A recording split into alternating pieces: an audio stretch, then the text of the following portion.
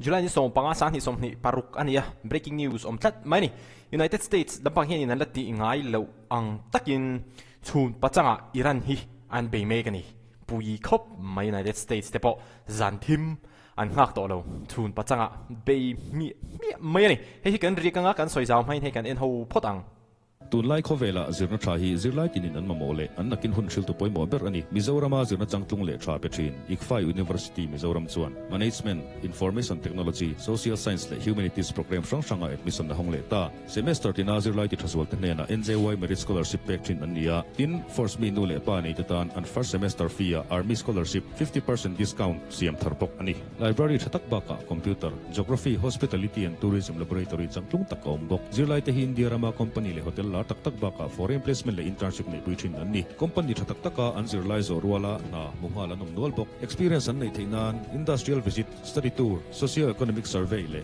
soft skills training te nei puichin anni thiamna le degree mai baka sortlak ni tura zirlai te chersiam na hun ikfa university a hian admission ronti vero le application form le dutan ikfa university campus turtlang north le city office chanmari baka university website ate ngai ven theireng ani ikfa university admission ni lo ti ve theu donyo le riekila.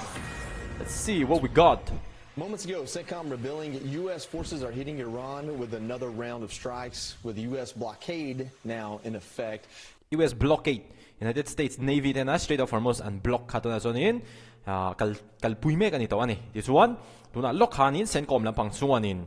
Iran kan bay and report zozia. Fox News chief foreign correspondent Trey Yingst sitting down with President Trump for exclusive new details on this conflict. Trump atangin detail tharkan shenga fresh remrem kho ma he Al Jazeera te pondar kar khatkal ta lekhanin hemi news hi anron post ani fresh khop mai. The Iranians are counterattacking, launching missiles at U.S. allies and forces in the region.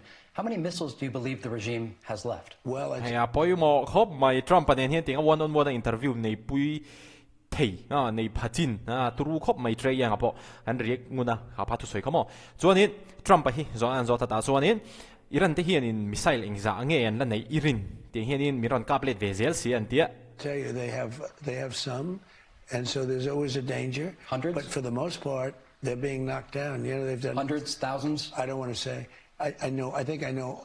Nobody knows an exact number. I think I know close to an exact number. They have some. They have largely spent their best ones. You know, their most impactful ones. But if you look at over the last 4 or 5 days, they hit with a lot of missiles, and almost every one of them has been shot down.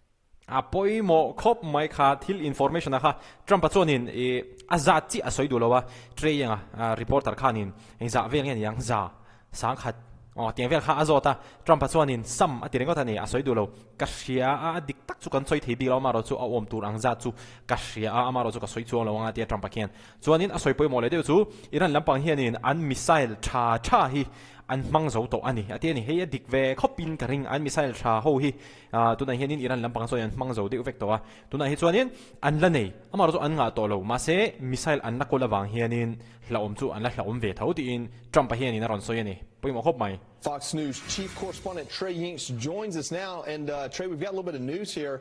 Tell us what you know about CENTCOM saying they started a new round of strikes just a few minutes ago.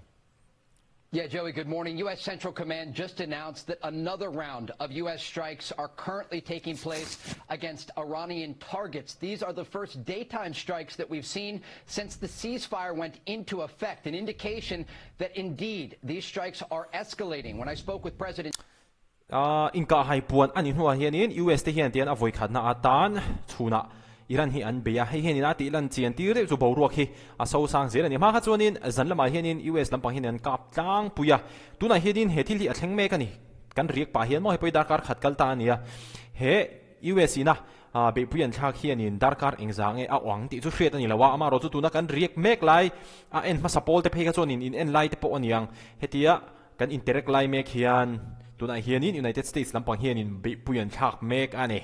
Trump yesterday at the White House, he told Fox News that a variety of strikes would take place this week and escalate next week. He said he is reserved. Wa va poi mo ve nimina Trump pa tu soi pakata chuanin tunkar chhawai hianin US hianin Iran hi kan be nualanga kan kap de sepanga ti chuan in kar le a tun kar aya kan be tun kar kan be ai let le na sa zo hian in kar le chwa po hian in Iran hi kan be le don ani ti in Trump hian in news meet te a lo hril bok ane the energy targets for later in this campaign, trying to put new pressure on the Iranian regime as officials in Tehran are still unwilling to make a deal. The president did not rule out a ground component to this operation in the future, but said he wants the focus to be on Iran. And he spoke about the Israelis actually battling Iranian proxies in places like Gaza and southern Lebanon, along with Syria. I asked the president if he'd like to see Israeli forces withdraw from southern Lebanon.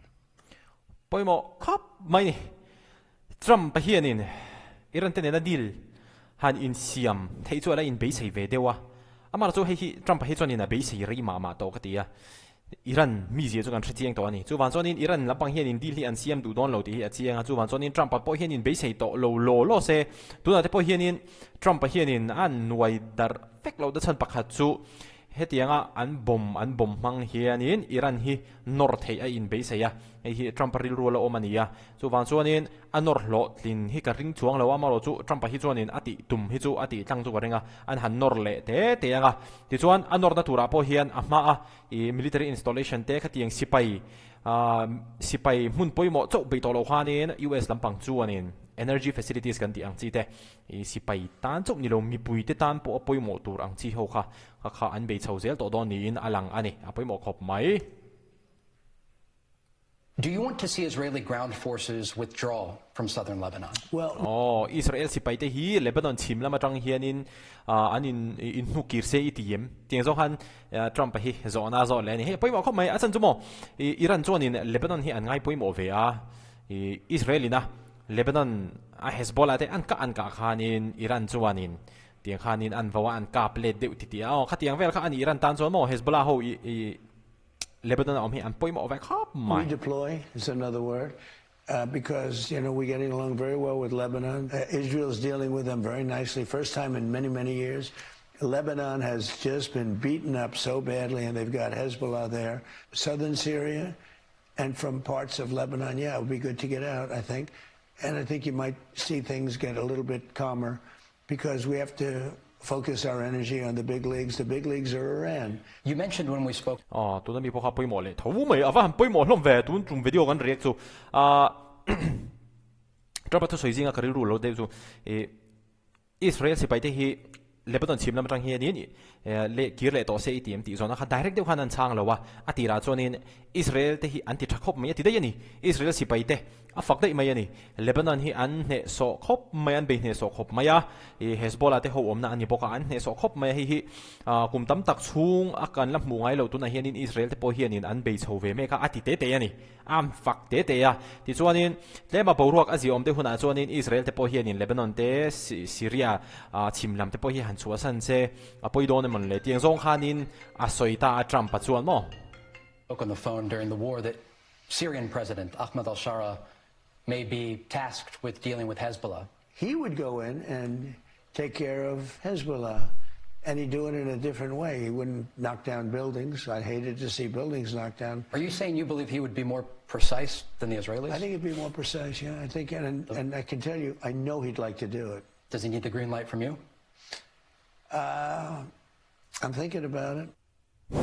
Joey, this is all connected. The Iranians have a network of proxies across the region, not just in southern Lebanon, but also in places like the Gaza Strip and the Houthis in Yemen. And so the entire region in the middle... Haka sea drone ava ang ve United States te englo. Ti hanin long an controller. Ti hanin vakala puak pop. Ava han turu ai ve tu da mi ha. Chuanin Iran lampang hianin khoi hmuna po hian proxy hin nei veka hengpang hianin US an thei anga gen an be ve zela is bracing for the possibility that the Iranians may try to use these proxies as this conflict escalates once again. I asked the president, is the war resuming? And he said a large-scale military operation is resuming, and that is exactly what we are seeing right now. Indo hi in chunzom le donem ti hian Indo chunzom le to donami ti zo han in treyang hen zo ta chon in Trump chon in tu da chon in large scale military operation kan tiang chi kha kan chunzom le me kan ti om je bra chon in US hian in Iran hi tu na hian in an đầu chun zom don ani amang khan mo pui chho don khop mai chuan khatiang ani awang khan Iran lampang te po hianin anma ni proxy kan ti ang chi hei Yemen a Houthi sten ama Lebanon a Hezbollah chuanin Gaza Hamas ten ombok ta khatiang ang khan khang an proxy an hel khoi ang chi te po kha Iran te po hianin aron mang chho le du to mai thei ani ti kha he video tanga kan han react chho thei chu ni poimo bera chuanin United States lampang hianin chun pachanga Iran hian beita mol mol mai ani an attack a hi ting hianin borok hi a so sang chho zela a bon chho don a pui chho don video lai mule theu don ya